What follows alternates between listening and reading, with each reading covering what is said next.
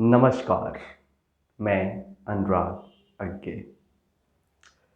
आप सोच रहे होंगे कि मैं ये वीडियो ब्लैक एंड वाइट में क्यों बना रहा हूँ।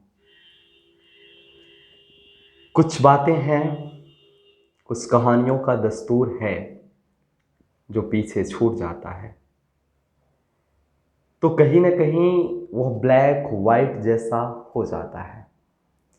जब हम बात ब्लैक और वाइट का करते हैं तो कहीं ना कहीं अपने पुराने से नए आने के बारे में बात कर रहे होते हैं।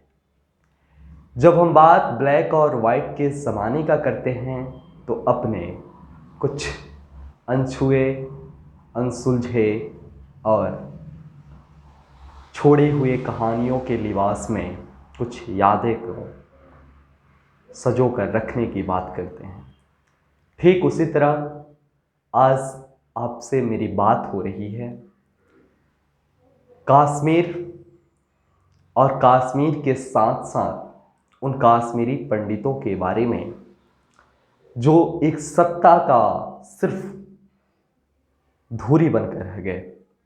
आप जरा सोचिए और सोच सकते हैं कि 1990 से 91 के दौरान बीपी सिंह भारत के प्रधानमंत्री हुआ करते थे। इन्होंने और इनके पार्टी को भारत के सबसे बड़ी पार्टी अभी की भारतीय जनता पार्टी की समर्थन मिली हुई थी। उधर कश्मीर से कश्मीरी पंडितों का पलायन हो रहा था और इधर बीजेपी सरकार समर्थन के बलबूते से हाँ में हाँ भर रही थी। लेकिन सवाल है कि सिर्फ कश्मीर के कश्मीरी पंडितों का बात नहीं है। सवाल है कि आखिरकार कश्मीर के कश्मीरी पंडितों को भारत के इतिहास में किस तरह केंद्रित किया गया, खासकर राजनीति परिपाटी पर, चुनाव जीतने के मकसद से या फिर उत्तर भारत के युवाओं में एक नया जोश भरने का। मैं बात सिर्फ युवाओं का करूं तो यहाँ बेईमानी होगा, लेकिन आप मान सकते हैं कि इसे कहीं न कहीं किसी न किसी हद तक चुनाव में वोटों का पोलराइजेशन करने में सबसे शानदार संजीवनी के रूप में अगर काम हुआ तो कश्मीरी पंडितों का मुद्दा उत्तर बिहार, खासकर यूपी और बिहार के लोगों के बीच पटका गया। सवाल उठता है कि मोदी जी पिछले कुछ दिन पहले जम्मू कश्मीर के तमाम नेतृत्वकर्ता को दिल्ली बुलाए, स्वागत किए और स्वागत के साथ साथ पूरा दुनिया को दिखाए कि आप जिसे कह रहे थे कि मानव अधिकार का सबसे ज़्यादा वहाँ शोषण हो रहा है, जहाँ पे किसी तरह के लोकतांत्रिक मूल्य नहीं देखने को मिल रहा है, जहाँ पे आपका देश जिस शासन व्यवस्था के बलबूते से आपका देश का स्थिति इस कदर हो गया कि डेमोक्रेटिक इंडेक्स में आपका देश चुनावी तानाशाही के रूप में जा गिरा।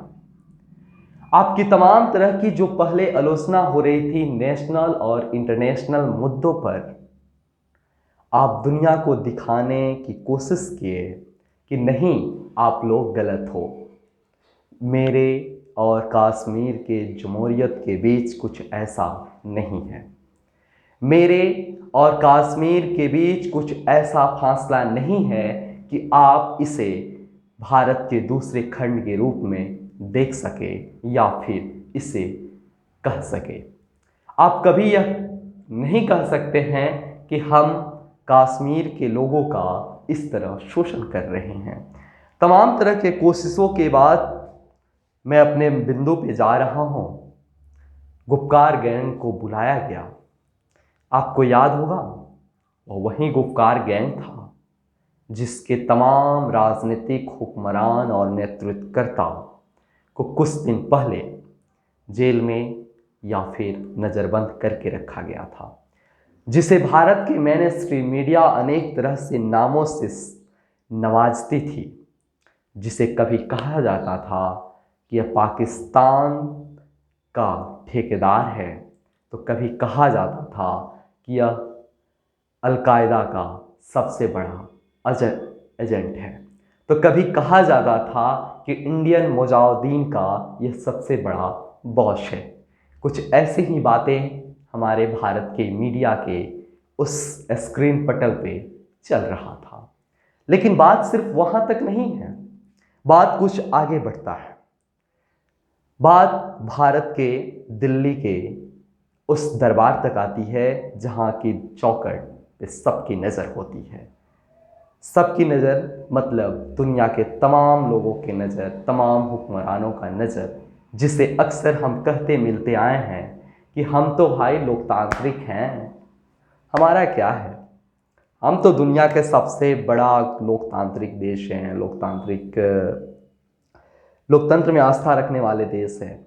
सवाल कुछ है यहाँ पे इस बातों के साथ कि जब आप लोकतांत्रिक हैं, कोरोना के दूसरे वेव में कम से कम 9 महीना तक लगातार इंटरनेट किसी तरह से बंद रखा गया कश्मीर में, खासकर उस सेकेंड वेव में जिसमें अक्सर हम या फिर हमारे जैसे लाखों लोग अपने परिजनों का या फिर अपने जानने वाले का मदद किसी न किसी प्लेटफॉर्म के जरिए, किसी न किसी सोशल मीडिया के जरिए मांग रहे थे।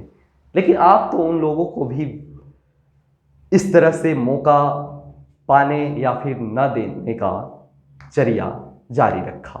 लेकिन खैर, इसके बाद हम आगे और बढ़ते हैं और आज आते हैं अब दिल्ली पे।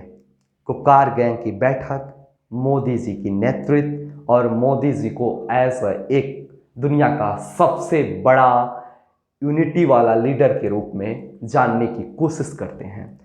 सवाल है दोस्तों कि आखिरकार ये मोदी जी को जरूरत क्यों पड़ी कि आप जिसे जेल में रखते थे, आप जिन्हें नजरबंद कराया, आप जिन्हें गुपकार गैंग का नाम दिया, आप जिन्हें आतंकवाद के ठेकेदार बताया, आप जिन्हें कश्मीर की जमहूरियत को तानाशाही रवैयों और उनके अनेक तरह से संज्ञाओं से परिचित कराया, फिर आपकी ज़रूरत क्या थी कि आप दिल्ली बुला के उनसे बात किए?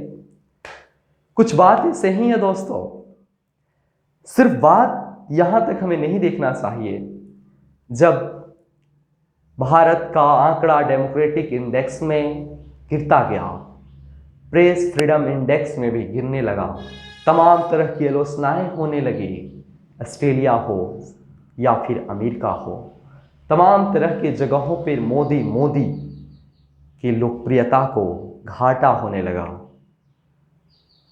तब जाके मोदी का अकल ठिकाने पे आया, तब मोदी जी को कुछ सूझी, अरे भाई, बनना तो मुझे विश्व गुरु था, बनाना तो मुझे विश्व के सबसे बड़ा अपना चेहरा बनाना था, हमें तो विश्व का नेता बनना था।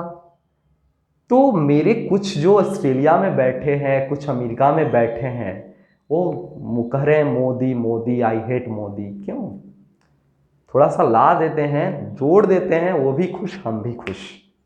इस कदर एक राज की पेशकश की गई है और राज बनने की सिफारिश अभी जारी है। तो सवाल है कि क्या कश्मीर असल मुद्दा मोदी के लिए मायने रखता है, या फिर सवाल है कि कश्मीर को मोदी के डिप्लोमेसी में कितना जगह मिला हुआ है। सवाल ये उठता है कि दोस्तों कि जिस कश्मीरी पंडित को आपने पुनर्स्थापना की बात कर रहे हैं, आखिर उस गुपकार गैंग के बैठक के साथ कश्मीर के नेतृत्वकर्ता, खासकर उस कश्मीरी पंडित के कहां थे?